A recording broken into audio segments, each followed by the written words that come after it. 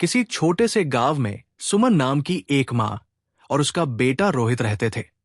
सुमन एक साधारण महिला थी, लेकिन उसकी मेहनत और प्यार के आगे दुनिया की हर कठिनाई भी छोटी महसूस होती थी। गांव के लोग सुमन की मेहनत को जानते थे और ये बात सच्चाई थी कि उसके पास दुनिया भर की मेहनत थी, लेकिन उसके पास एक सपना था, अपने बेटे को उच्च शिक्षा दिलाना, ताकि वह एक अच्छा इंसान बने और अपनी मां की मेहनत का सही फल प्राप्त कर सके। सुमन का दिन शुरू होता था सुबह के 4 बजे। वो पहले अपनी झोपड़ी के छोटे से आंगन में जाती, वहां से पानी भरकर खेतों में डालती। उसका काम सुबह से शाम तक चलता रहता और उसकी मेहनत का कोई अंत नहीं था। उसका छोटा सा खेत था जिसमें वह अपने हाथों से खेती करती थी। चारा काटना, फसल उगाना, पानी देना और फिर बुवाई का काम, हर काम में वो पूरी लगन से जुटी रहती थी। सुमन कभी भी थकने का नाम नहीं लेती थी। उसका मानना था कि अगर वो अपने बेटे का भविष्य अच्छा देखना चाहती है तो उसे अपने पैरों से ये जिंदगी कमानी पड़ेगी।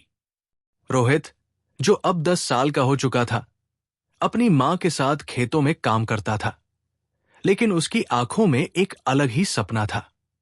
वो जानता था कि मां दिन रात मेहनत करती है ताकि वो एक अच्छा इंसान बने।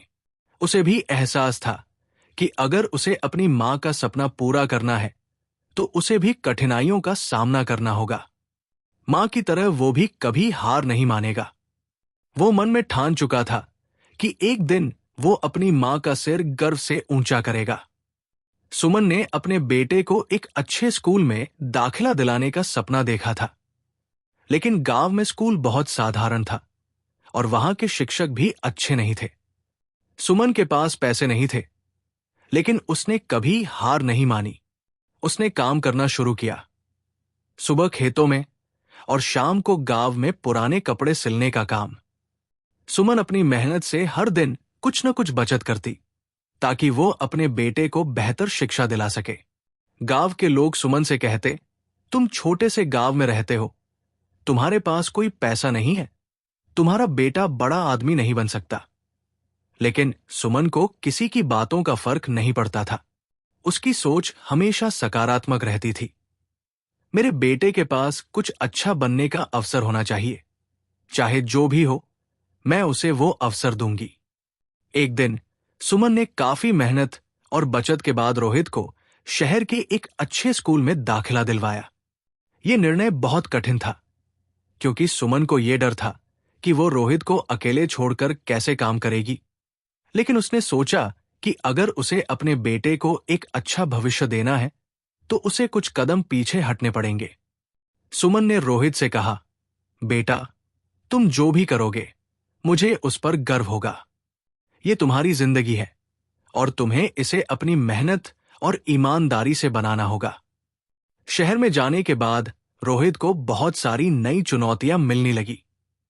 वो पहले जैसा गांव का लड़का था और शहर में उसे सब कुछ नया लगा।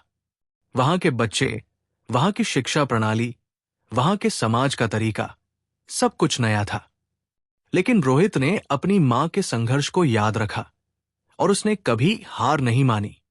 उसने ठान लिया कि वो मां की मेहनत और बलिदान को व्यर्थ नहीं जाने देगा।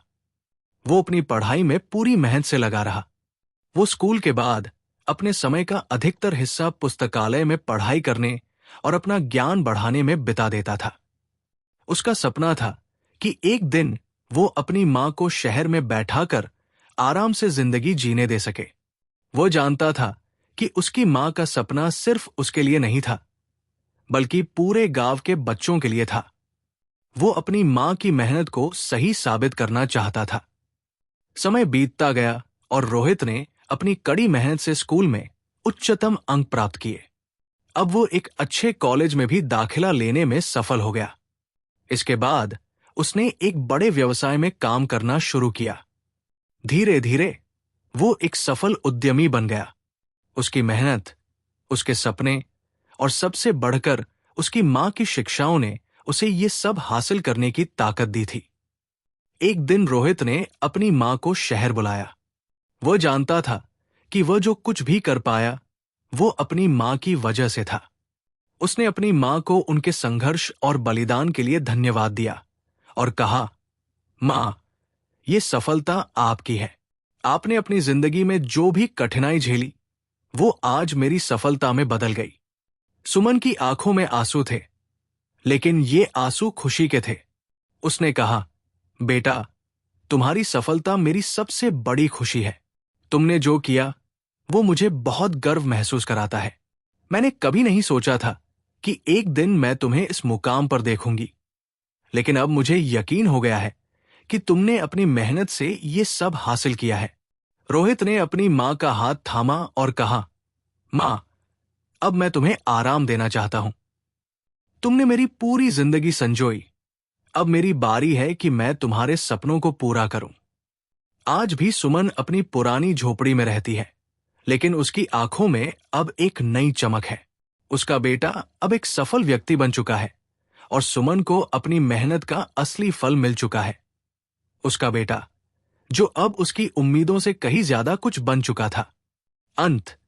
ये कहानी एक मां की अथक मेहनत और बलिदान की है, जो अपने बच्चे के भविष्य के लिए हर कठिनाई को सहन करती है। एक मां की ममता और मेहनत बच्चे की सफलता का सबसे मजबूत आधार बनती है।